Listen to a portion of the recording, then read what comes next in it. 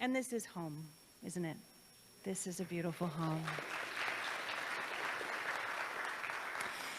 And we are so incredibly blessed to have as a part of our home the one and only Rev Barb. And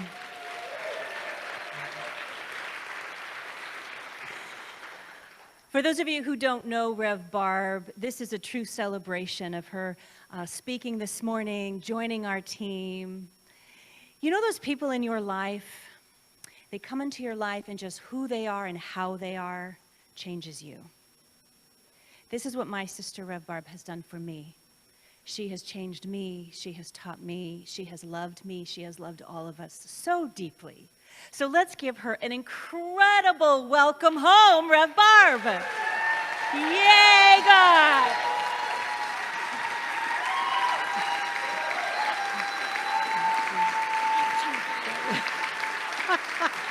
Oh, thank you. Wow. Yeah. Okay, we'll see if you think that after I'm done. And I picked that song. What was I thinking? Well, first off, when I was thinking about the title of this talk, Coming Home, I had a hit. Not literally, but a figurative spiritual hit. You get it? What do these things have in common?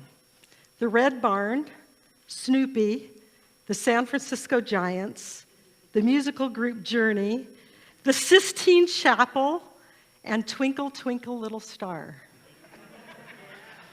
There is a deep, deep connection, and it's one that, with all of those things, it takes me into the home of my heart.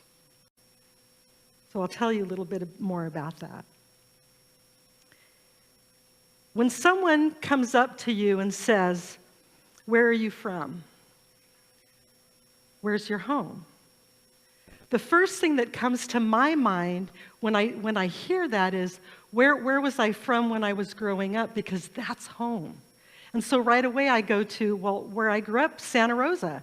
And I moved up to Oregon when I was 21, but Santa Rosa is my home, even though I've been here 2/3 of my life. Do the math on your own. So in Santa Rosa, I grew up with 3 sisters, my mom and my dad, so that there were 6 of us. And this is where I had all of my first. I learned to crawl, I learned to walk, I learned to ride a bike, to run. I went to school there. I had my first crush. I had my first kiss. I had my first breakup. It was the first time I ever had, you get the idea. So it was a place where when I'm there and when I think of the love that I find there, it was a place where growing up where I was open, in love, with love.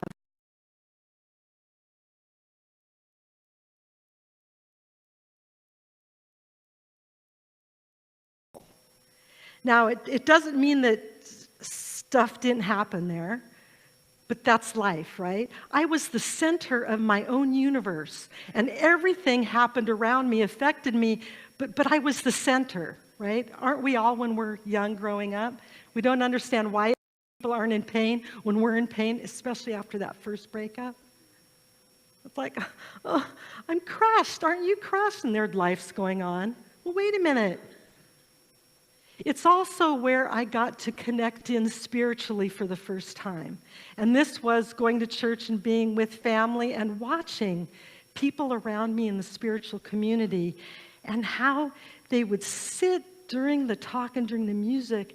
And it was as if, not as if because it was real, the lights would just shine from each person, like in here. It's not an illusion, it's real.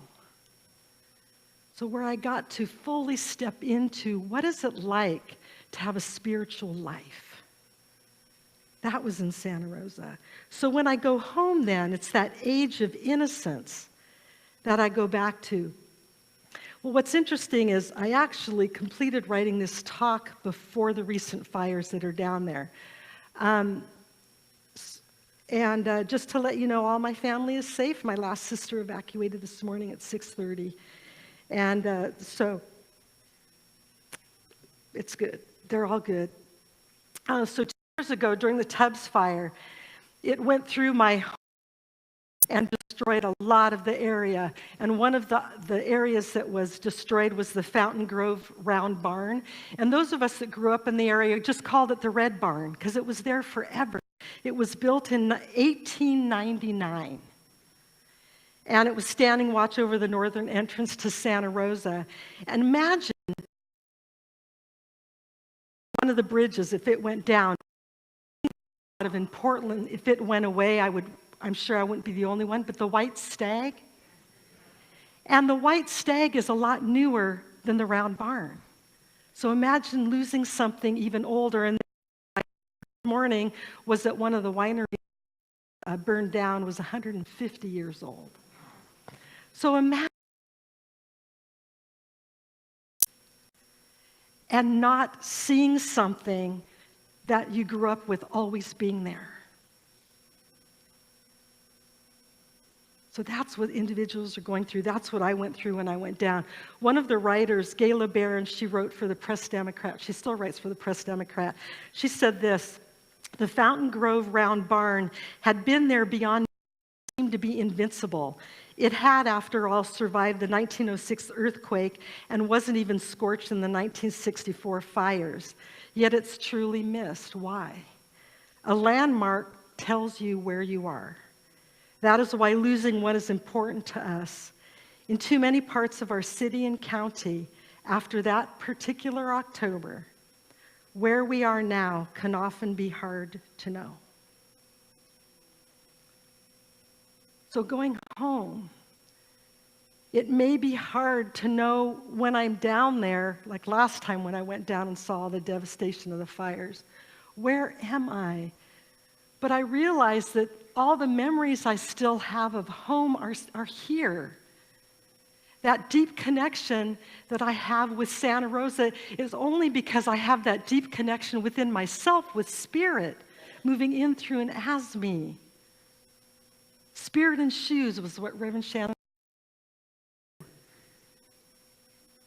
Wherever we are, that is home. It just happens to be that Santa Rosa brings up those memories. So those memories are still here for me. I remember going horseback riding in 6th grade by the Red Barn. I remember going ice skating at the Redwood Empire Ice Arena. It's now called Snoopy's Home Ice. We would go skating there almost every Friday night when we were growing up. And Charles Schultz would be there sometimes watching. He's the one who created the building of it. So we would run up to him with a piece of paper and a pen, and he would draw our favorite character. Snoopy was mine. You'd think I would have kept some of those.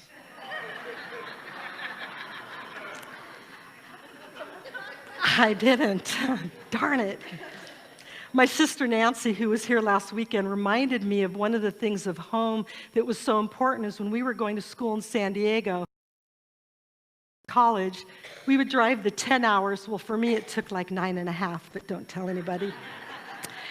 And we would get there, and Mom would wait up for us at Christmas. All the lights would be on outside, and inside she had decorated at least 2 Christmas trees. That's home.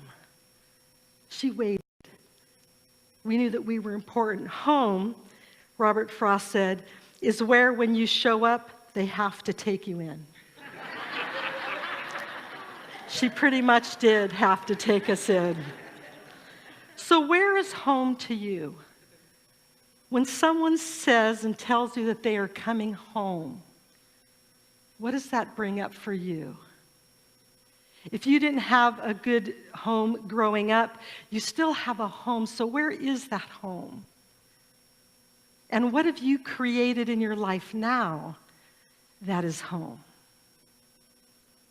It may not be your blood family. It may be your family of choice. Included in that is our spiritual home. It's where we can connect in. Remember, being vulnerable, available, loving, open. Where is home to you. Where you go to find solace from an ever-changing chaos, to find love within the confines. Reminded that no matter how far you wander, there will always be something waiting when you return. So where do you find solace, peace, and joy? That is your home. As many of you know, and some of you don't, I'm a diehard San Francisco.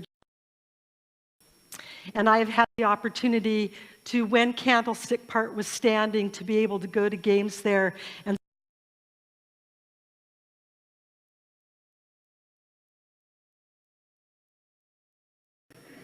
And they built a new stadium downtown. It was AT&T Park, and last year they changed the name, Oracle Park.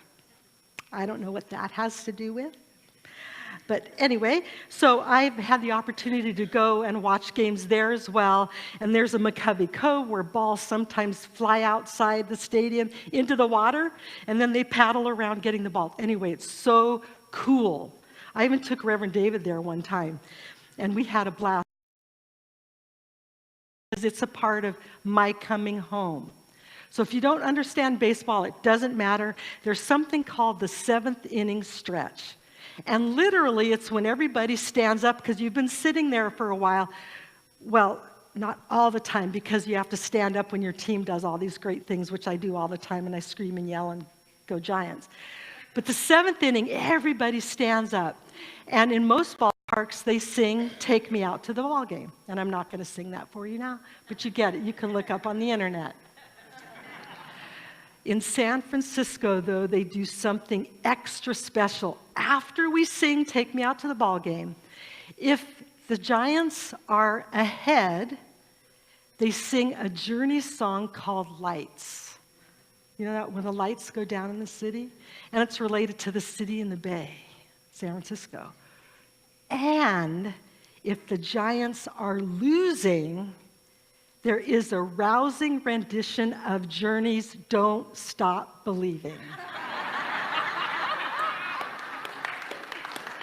And all the lyrics are on the scoreboard, and so everyone's standing up, singing at their top of the lungs, probably not as loudly as I do, "Don't Stop Believing." But that's not even the coolest thing. The coolest thing is that the ex-lead singer of Journey, Steve Perry, has season tickets to the Giants games.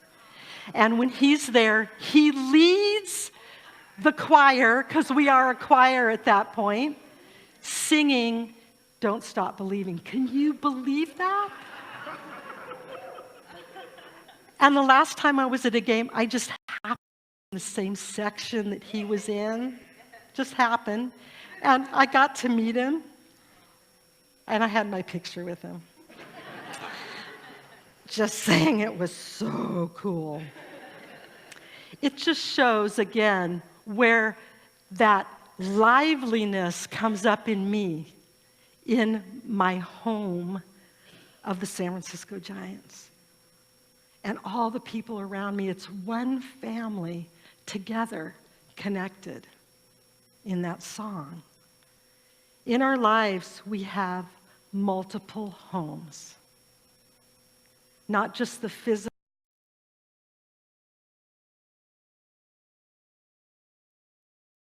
Say, where is home for you? Hopefully you have a myriad of responses to that. And you can look back into your past and find some of the times, the moments, where you got to fully connect in with your innocence and connect in with your heart and be in that space of love and understanding and connection. There's also the place when you connect, where for a moment in time, all time stops. That's God. Remember, God in shoes, because God in, through, and as each one of us. So that brings me then to the Sistine Chapel, because this relates as well. A few years ago, I was there, and if you've never been, just trying to get in there along lines. That's just the way it is. But the cool thing is the lines take you through hallways into a museum, into going down some stairs into another hallway with beautiful ceilings.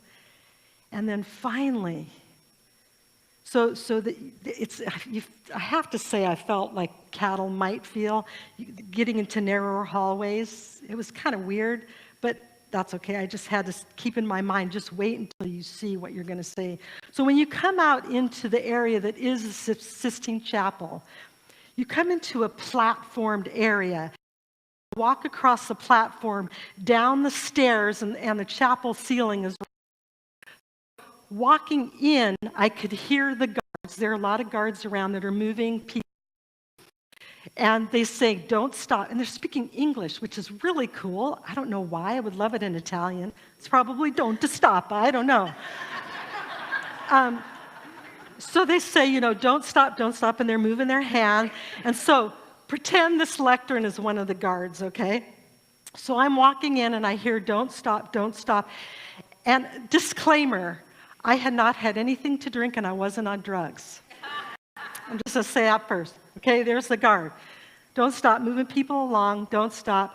Don't stop. I get up to him, and he says, don't stop believing.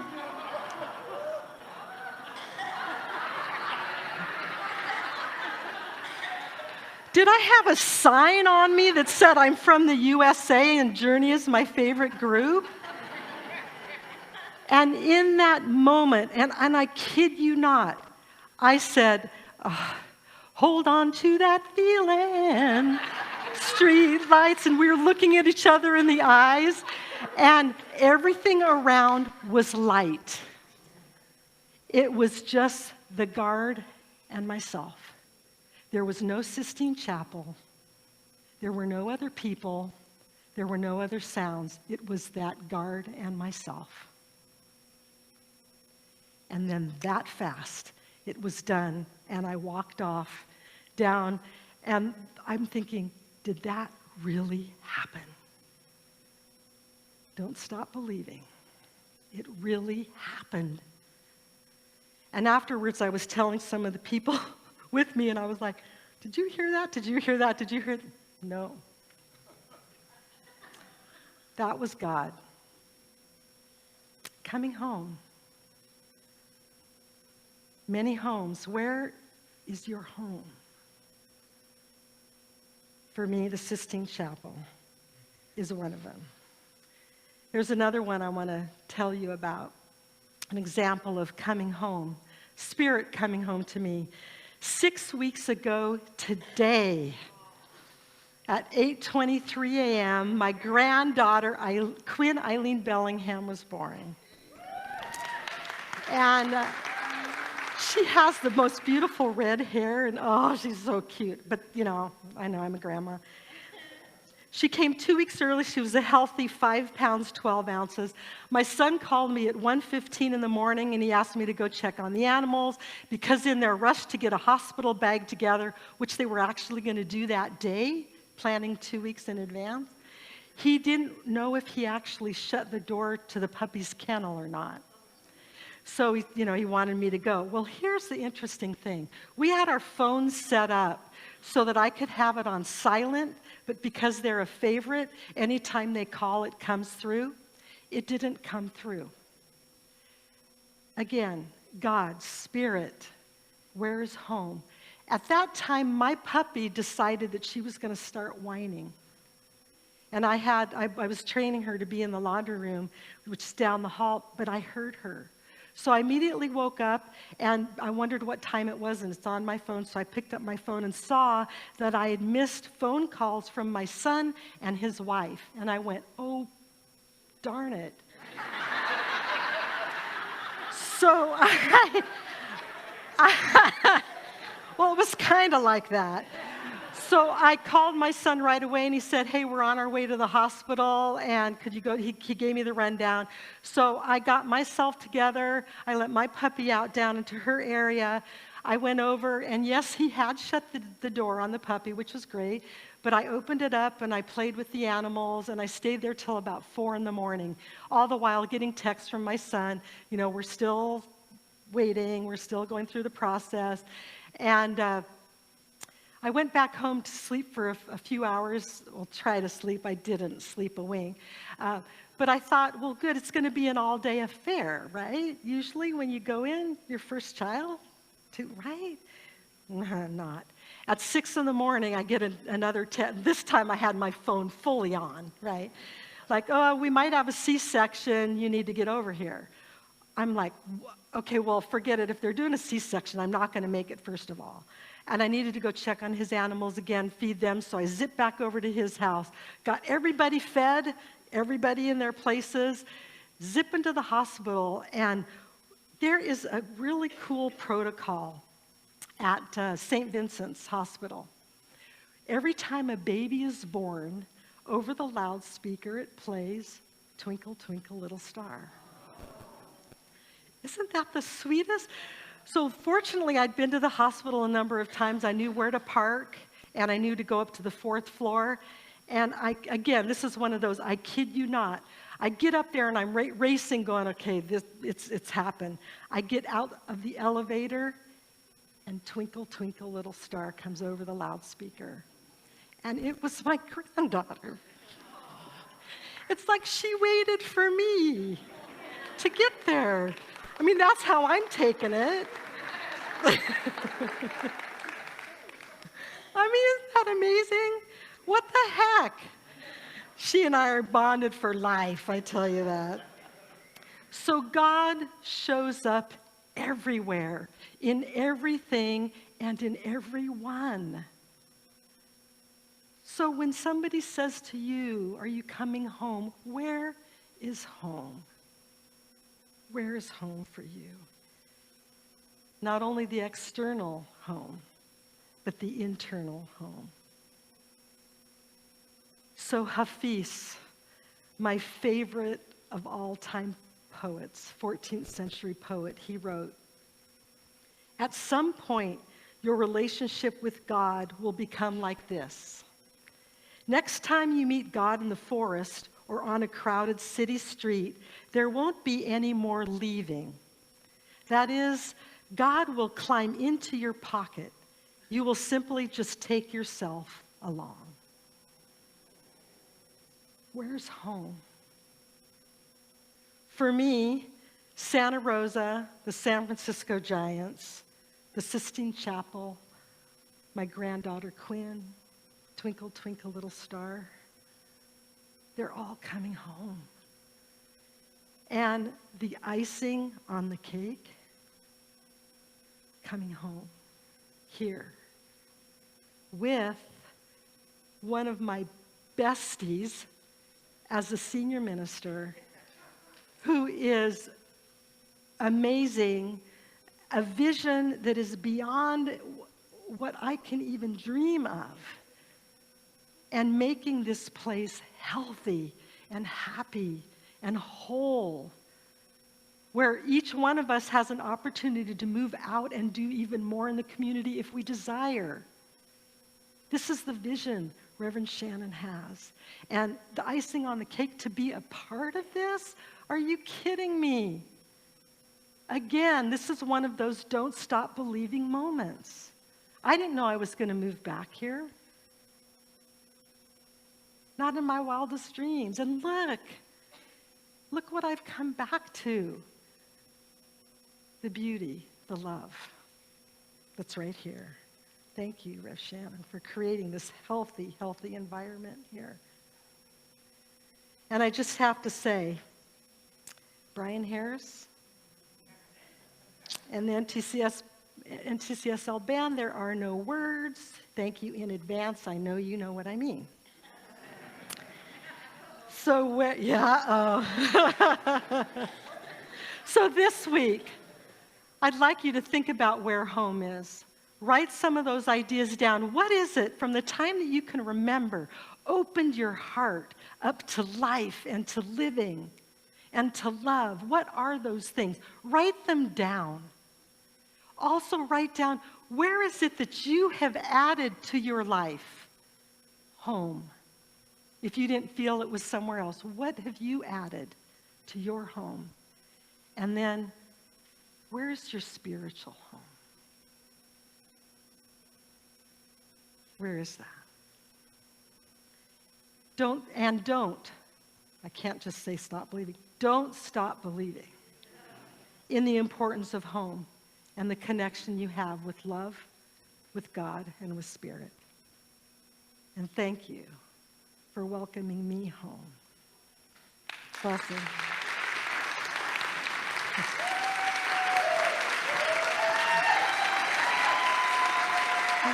Thank you.